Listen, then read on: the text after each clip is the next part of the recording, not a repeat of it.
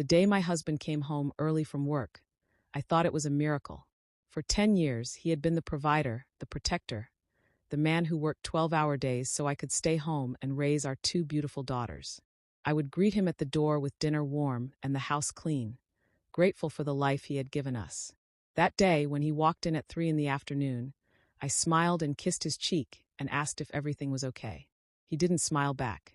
He just stood there in the foyer of our beautiful home, the home I had decorated with such care, and he said 5 words that would echo in my nightmares forever. I need you to sign something. That something was a stack of legal documents thick as a novel. Divorce papers, custody papers, financial disclosures that showed debts I never knew existed. He had been hiding things from me for years: gambling debts, business loans, a second mortgage on our house. While I was planning playdates and baking cookies for the PDA bake sale, he was slowly, methodically, destroying everything we had. And now he wanted me to sign away my rights to save himself from bankruptcy. I refused. I told him I would fight. I told him I would hire a lawyer and take him to court and make sure my daughters were protected. He laughed. Not a mean laugh, not a cruel laugh. A sad, pitying laugh that was somehow worse. With what money? He asked. You haven't worked in a decade. You don't have a resume, a degree you've used, or a single reference who isn't my friend. You have nothing. I have everything. Sign the papers, Maya, and I'll make sure you land softly. I signed. Not because I wanted to, but because I didn't know what else to do. Because he was right. Because for 10 years, I had trusted him completely, and that trust had left me with nothing but a broken heart and a future that looked like a void. My name is Maya Thorne, and until that moment, I thought I understood the difference between partnership and possession. I thought my husband, Daniel, and I were building something together. We met in college, 2 broke students with big dreams and no safety nets. He was studying business. I was studying education. We complemented each other perfectly, or so I believed. After graduation, we married and started our life together. I worked as a teacher for the first few years, but when Emma was born, we made a decision together. I would stay home with the girls, and he would build his career. It was our plan, our dream. I poured myself into motherhood, into creating a home, into supporting him in every way I could. I believed that was my contribution, my part of the partnership. I believed that love meant trust, and trust meant never questioning. I was wrong. The divorce was finalized 6 months later. I got the house heavily mortgaged. I got custody of the girls, every other weekend with their father. I got a monthly check that barely covered groceries. He got everything else: the business, the friends, the life we had built together. He moved on quickly, remarried within a year to a woman 10 years younger, and started a new family while I struggled to keep our old one afloat. My daughters, Emma and Sophie, were my world. They were also the only witnesses to my slow, humiliating decline. They watched me cry into the dishes. They heard me on the phone with bill collectors. They learned to say, "We can't afford that," before they learned to tie their shoes. I hated myself for what I had become. I hated him for making me this way. But most of all, I hated that he was right. I had nothing, and I had no one to blame but myself. For 5 years after that day, I believed I was nothing. I took a job at a coffee shop, then another at a retail store, then another at a call center. I worked double shifts, triple shifts, any shift that would pay the bills and keep the lights on. I watched my daughters grow up through a haze of exhaustion and regret, missing school plays and parent-teacher conferences because I was too busy surviving to live. Daniel thrived. His business recovered, then expanded. He bought a bigger house, nicer cars, a boat. He took our daughters on lavish vacations while I couldn't afford to take them to the movies. They came home with stories of Disney World and European cruises, and I smiled and said, "How wonderful," while my heart cracked a little more each time. I started drinking. Just a glass of wine at first, to take the edge off. Then 2. Then a bottle. Then more. I hid it from the girls, from my few remaining friends, from myself. I told myself I deserved it, that it was the only thing I had, that it helped me sleep. It didn't. Nothing helped. 5 years passed. Emma turned 16, Sophie 14. They were beautiful, brilliant, and increasingly distant. They loved their father's new life, his new wife, his new money. I couldn't blame them. What did I have to offer? A cramped house with peeling paint, a mother who worked nights and weekends, a life that looked like failure compared to his success. The night everything changed, I was at my lowest. I had been drinking, more than usual. The phone rang, and I almost didn't answer. But something made me pick up. It was Emma. She was crying. "Mom," she whispered. "I need you to come get me. Please. I can't stay here." My heart stopped. I was in the car before I asked why, driving faster than I should have, my mind racing through every possible horror. I found her at a gas station 3 blocks from her father's house, sitting on the curb in her pajamas, shaking, her face wet with tears. She wouldn't tell me what happened, not at first.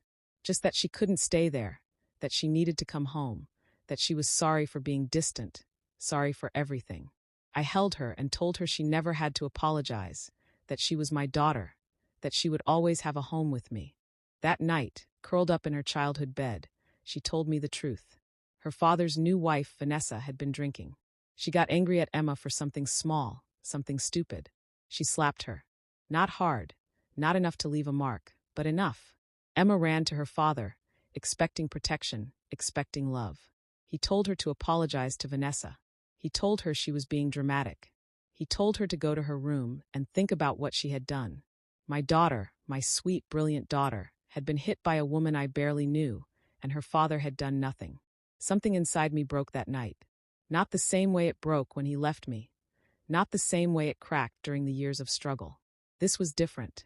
This was a clean, sharp break, like a bone finally snapping after years of stress. The woman who emerged from that break was not the Maya Thorne I had known. She was someone new, someone dangerous, someone who had nothing left to lose and everything to protect. I spent the next week researching, planning, preparing. I learned about Vanessa's past, her drinking, her temper, her history of violence that Daniel had conveniently ignored. I learned about Daniel's business, his financial vulnerabilities, his carefully constructed image that was about to come crashing down. I learned that the man who had taken everything from me had built his new life on a foundation of lies, and that foundation was about to crumble. The first move was subtle, an anonymous tip to Vanessa's employer about her drinking problem. She was fired within a week. Then a letter to Daniel's biggest client, hinting at financial irregularities in his business. They launched an audit. Then a call to Child Protective Services, reporting the incident with Emma. They opened an investigation. I watched from the shadows as his perfect life began to unravel, thread by thread, and I felt nothing. No satisfaction. No triumph. Just a cold, quiet certainty that this was only the beginning. He had taken 10 years of my life. He had taken my confidence, my security, my sense of self. He had raised his hand to my daughter and called it nothing. Now he would learn what nothing really meant. The hunt was on, and he had no idea who was hunting him. The CPS investigation took 3 months. 3 months of interviews, home visits, and whispered accusations that spread through our small community like wildfire. 3 months of watching Daniel's carefully constructed life crumble, while maintaining my mask of the struggling single mother who knew nothing. I played the role perfectly, attending parent-teacher conferences with hollow eyes, working my double shifts at the call center, never once letting anyone see the fire burning inside me.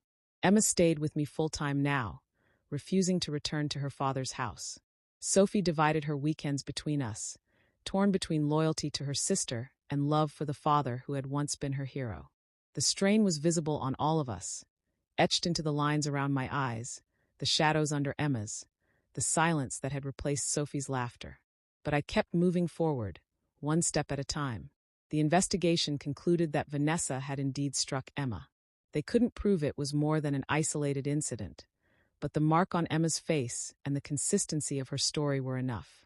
Vanessa was ordered to attend anger management classes and was prohibited from being alone with the girls. Daniel was furious, humiliated, desperate to regain control. He called me, screaming, accusing me of orchestrating everything. I let him rage, let him threaten, let him exhaust himself with his own impotent fury. When he finally stopped, I spoke 5 words that echoed through the years. "I need you to sign something." He didn't understand. Not yet, but he would. The financial audit of his business took longer. I had learned a lot in my years of survival, learned to research, to dig, to find the cracks in seemingly solid foundations. Daniel's business, the empire he had built on my sacrifice and my silence, was riddled with them.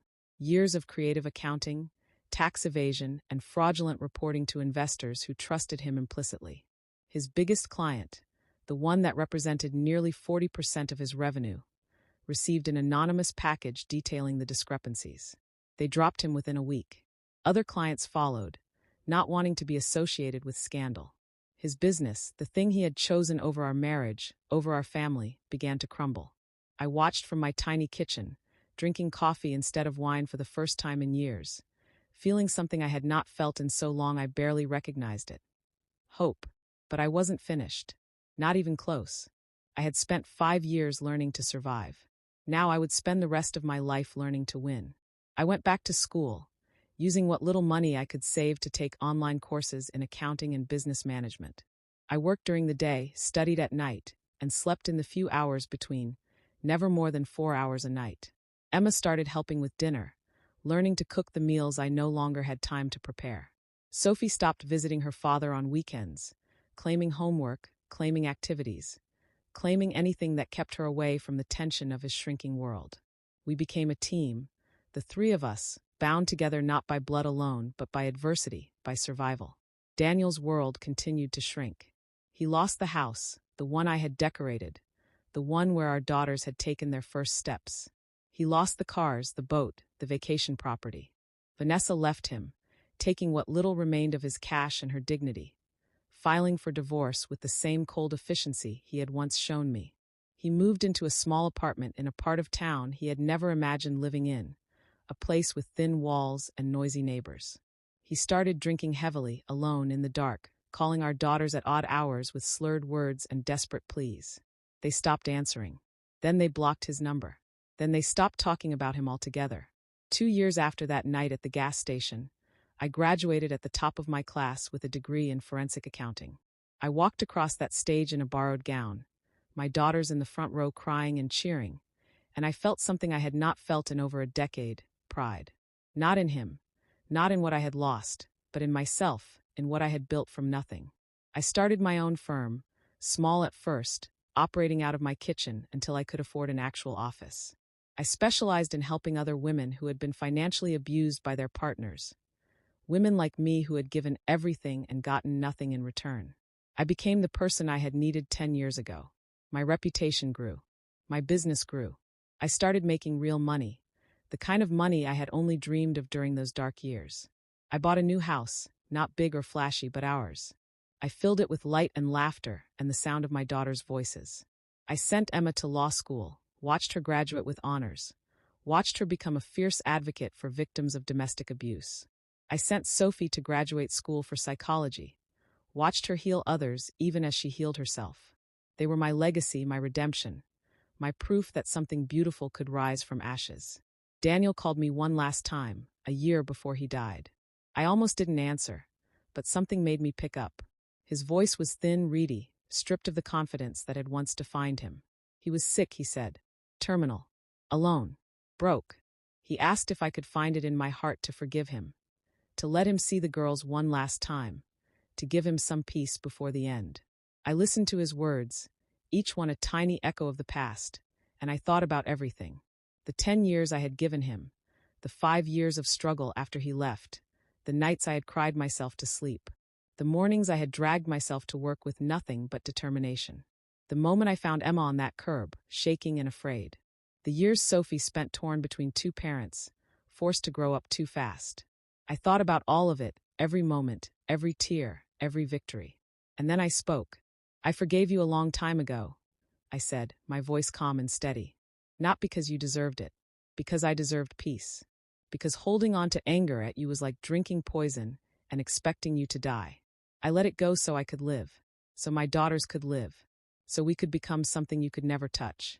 He was silent on the other end, breathing shallow, waiting for something I would never give. But forgiveness doesn't mean forgetting. It doesn't mean access. It doesn't mean a second chance. You made your choices. We made ours. Goodbye, Daniel. I hung up gently, placed the phone on the table, and sat in the silence of my kitchen. The same kitchen where I had cried into dishes, where I had hidden wine bottles, where I had dreamed of a future I couldn't see. Now it was filled with sunlight and the smell of fresh coffee and the knowledge that I had won. He died 6 months later, alone in that small apartment, mourned by no one but the strangers who found his body. I didn't go to the funeral. My daughters didn't either. We had our own ceremony, the three of us, at that same kitchen table where everything had changed. We raised our glasses, water for me, wine for them now that they were grown, and we toasted not to his memory, but to our survival. To the price of silence, finally paid in full. To the cost of speaking up, worth every penny. To the future we had built from nothing but each other. The price of silence was 10 years of my life. The price of speaking up was everything else I had. But in the end, it was worth it. It was worth every tear, every struggle, every sleepless night, every moment of doubt. Because I got something better than revenge. I got myself back. I got my daughters back. I got a life that was truly, completely, beautifully mine. And that, more than anything, was the victory I had been seeking all along. The price of silence was high, but the price of freedom was higher, and I paid it gladly.